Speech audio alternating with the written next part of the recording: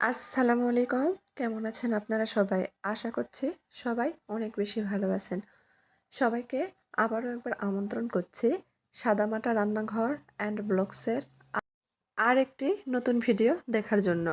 আজকে আমি আপনাদের মাঝে শেয়ার করছি একটি মাত্র ডিম আর আটা দিয়ে ঝটপট নাস্তা রেসিপি। মাত্র ৫ মিনিটে তৈরি করা যাবে। তো চলেন দেখি কথা না বাড়িয়ে তৈরির পুরো প্রস্তুত প্রণালী আপনাদের মাঝে শেয়ার করি। এখানে একটা বোল নিয়েছি, বোলের মধ্যে একটি ডিম ভেঙে দিয়ে দিচ্ছি 2 টেবিল চামচ মতো চিনি। এখন ডিমটা খুব ভালোভাবে ফেটিয়ে নিব চিনিটা গলে যাওয়া পর্যন্ত।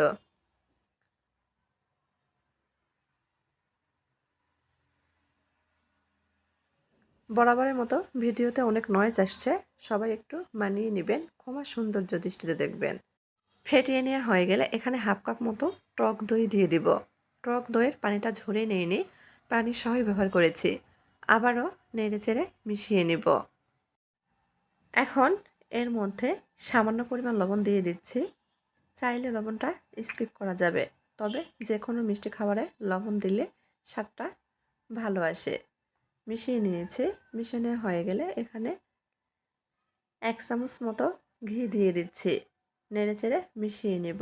ঘিয়ের পরিবর্তে কিন্তু তেলও ব্যবহার করা যাবে, তবে ঘি দিলে খেতে ভালো লাগে। খুব ভালোভাবে মিশিয়ে নিয়েছি। এখন এর মধ্যে 1 কাপ মতো আটা দিয়ে দিচ্ছি। হাফ চামচ মতো বেকিং পাউডার দিয়ে দিয়েছি। এখন খুব ভালোভাবে হাত দিয়ে ডো তৈরি করে নিয়েছি। এই ডো কিন্তু শক্ত করে তৈরি করা যাবে না, নরম করে ডোটা তৈরি করে নিতে হবে। এখানে আমার 1 কাপ আটা দিয়ে হয়নি, সেজন্য আরও হাফ কাপ আটা দিয়ে দিয়েছি। মোট 1.5 কাপ আটা ব্যবহার করেছি। প্রথম অবস্থায় একটু নরম মনে হবে, তবে পরে মাখাতে মাখাতে ডোটা কিন্তু একেবারে সেট হয়ে যাবে। বেশ কিছুক্ষণ সময় নিয়ে ডোটা মথে নিয়েছি। মথে নরম ডো তৈরি করে নিয়েছি। ডোটা কতটা নরম দেখে নিশ্চয়ই বোঝা যাচ্ছে। এখন ডো থেকে অল্প অল্প করে লেচি মতো করে কেটে প্রথমে 2 হাতের তালু দিয়ে গোল করে নিচ্ছি, তারপরে লম্বা শেপ দিয়ে নিচ্ছি। নাস্তাটা আমি লম্বা শেপে তৈরি করছি, আপনারা চাইলে যে কোনো শেপ দিয়ে তৈরি করে নিতে পারেন। হঠাৎ করে বাসায় মেহমান আসছে, মেহমানকে কিন্তু বসিয়ে রেখে ঝটপট তৈরি করে নেওয়া যাবে। এক পাশে চা উঠে দিয়ে অপর পাশে নাস্তাটি তৈরি করে নিতে পারবেন। চা তৈরি হওয়ার আগেই কিন্তু নাস্তাটি তৈরি হয়ে যাবে। আমি লম্বা শেপে 2 পাশে একটু মাথাটা চোখা করে দিয়েছি, মাঝখানে মোটা রেখেছি, হাত দিয়ে 2 পাশে চোখা করে নিলাম। এভাবেই সবগুলো নাস্তা তৈরি করে নিয়েছি। এখন এই নাস্তাগুলো ভেজে নেওয়ার পালা। চুলার পর ফ্রাই প্যান বসিয়ে দিয়েছি। ফ্রাই প্যান গরম হয়ে গেলে পর্যাপ্ত পরিমাণ তেল দিয়ে দিব। তেলটা খুব ভালোভাবে গরম করে নেব। তেল গরম হয়ে গেলে তৈরি করে রাখা নাস্তাগুলো দিয়ে দিব। আমি প্রথম বেসে সবগুলো নাস্তা দিয়ে দিচ্ছি।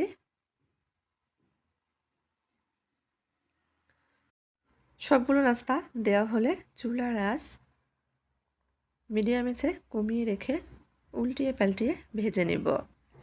এক পাশে হালকা কালার চলে এসেছে, উল্টিয়ে দিচ্ছি।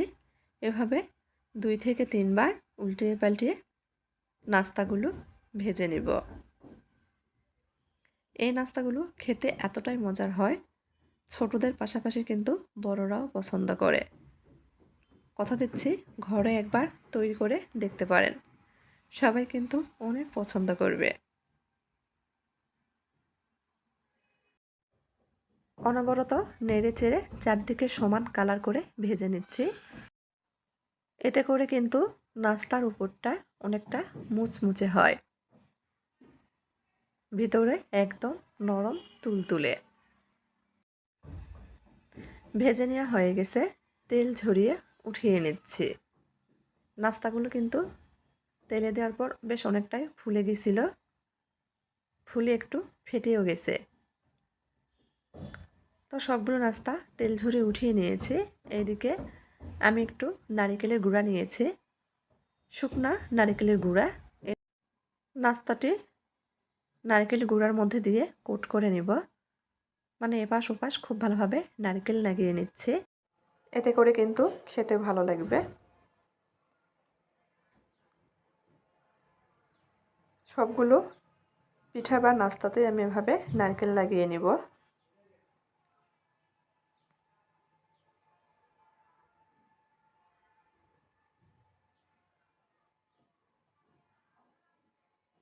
এখন এই পিঠাগুলো পরিবেশন করে নিয়েছে।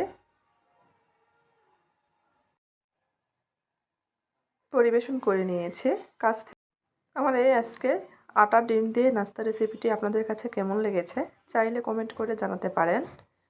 আর যদি একটু ভালো লাগে থাকে তাহলে সবাই দয়া করে চ্যানেলটি সাবস্ক্রাইব করবেন।